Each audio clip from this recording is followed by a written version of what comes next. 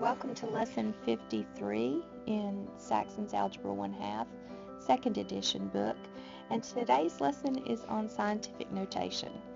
Now, scientific notation is one of those things that when I was in school, I found this incredibly difficult to understand. I hope that I can do a good job of explaining it to you so that it won't be difficult.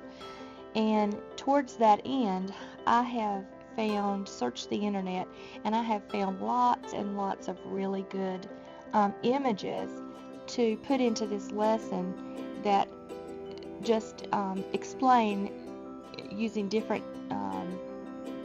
ways of exactly what scientific notation is. And first of all, why do we even need scientific notation? Well, because it is very useful, especially in science, in expressing very large or very small numbers. So, for example, this is how far the Earth is from the Sun.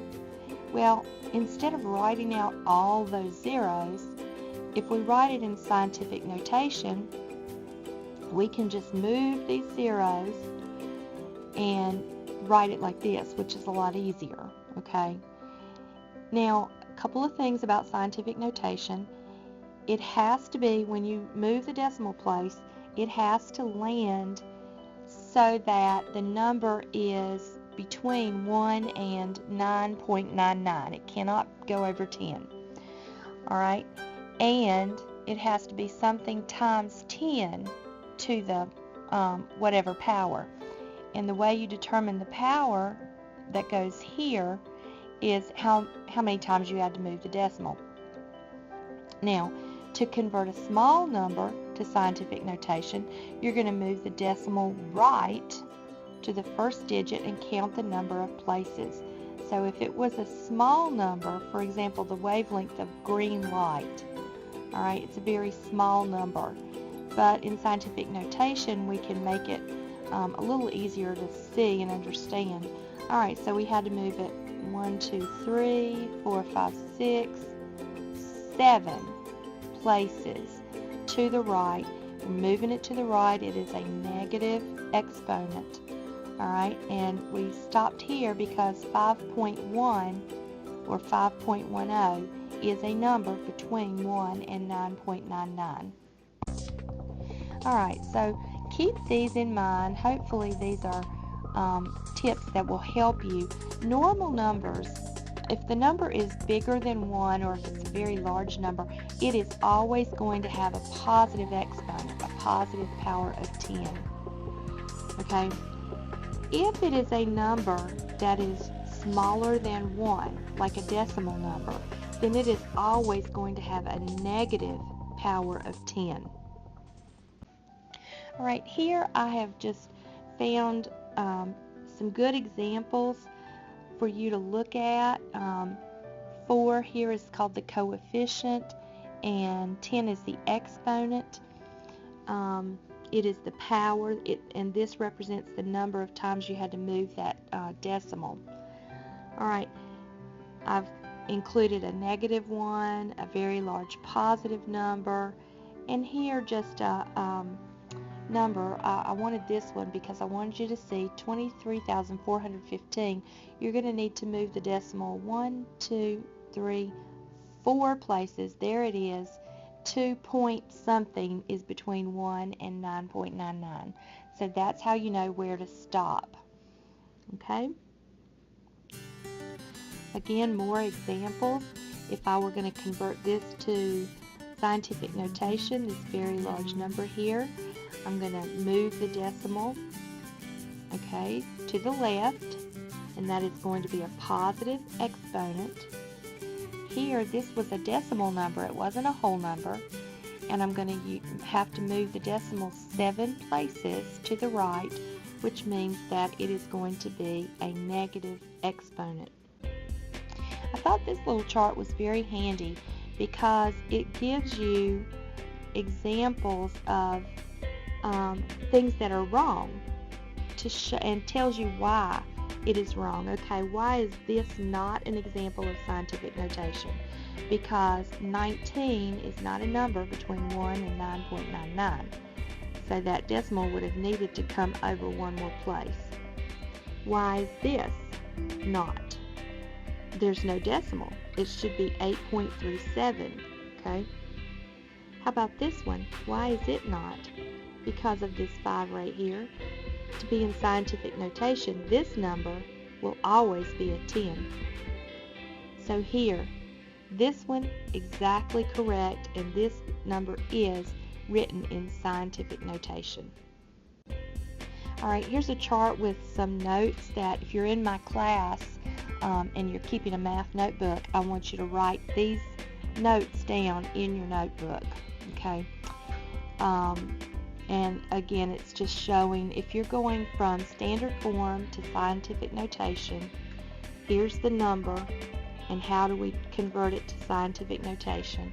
If you're going from a scientific notation and converting it to standard form, this is what we would do. We'd have to add in those zeros, right? And it would be from here to the left because that was a negative exponent.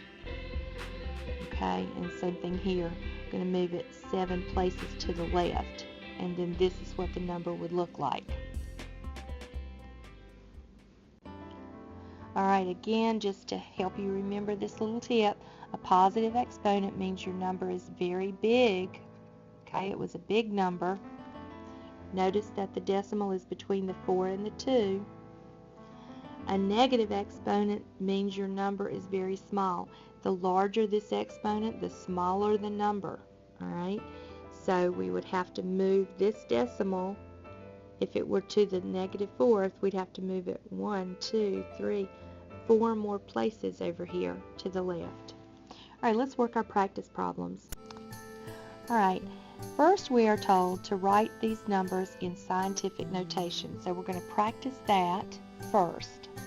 Alright, so this is a whole number, and I'm going to move my decimal 1, 2, 3, 4, 5 places. I stop there because 4.76 is a number between 1 and 9.99, and I'm going to get 4.76 times 10 to the, how many places did I move it? 1, 2, 3, 4, 5, 10 to the 5th.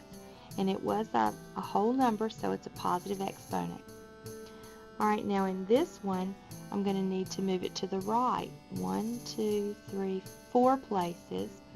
And I'm still going to have 4.76 times 10 to something, but this is going to be a negative exponent. I moved it 1, 2, 3, 4 times, so that is the negative 4th. Alright, how about here? 305,600. That is a whole number, so my exponent's going to be positive. In a whole number, the decimal's at the end. 1, 2, 3, 4, 5. So it's going to be 3.056 times 10 to the 5th. And here, again, we've got the same numbers, but it's going to be a negative exponent. Let's see, 1, 2, 3, 4, 5, 6. So 3.056 times 10 to the negative 6th. Alright, now this says to write each number in standard form. We've got it in scientific notation. Alright, times 10 to the 5th means that I'm going to need to move that decimal 5 places to the right. So 4.06, 1, 2, 3, 4, 5. So it would equal 406,000.